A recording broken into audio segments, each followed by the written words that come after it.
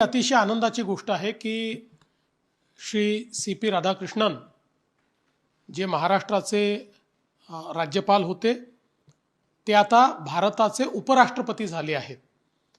आणि ज्यावेळेस त्यांची घोषणा झाली त्यावेळेस मला विशेष आनंद झाला।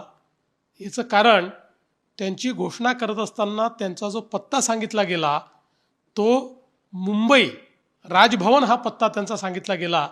त्यामुळे मुंबईतले महाराष्ट्रातले नागरिक असलेले वोटर असलेले सी.पी. राधाकृष्णनजी हे देशाचे उपराष्ट्रपती झालेले आहेत। मी त्यांचं अतिशय मनापासून अभिनंदन करतो।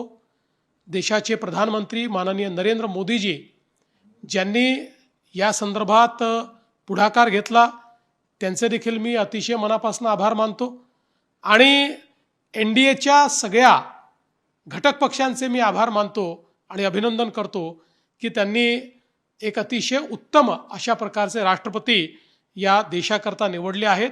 मला विश्वास आहे की श्री सी.पी. राधाकृष्णनजी यांच्या उपराष्ट्रपती पदाच्या काळामध्ये त्या पदाची गरिमा वाढवण्याचं काम ते निश्चितपणे करतील।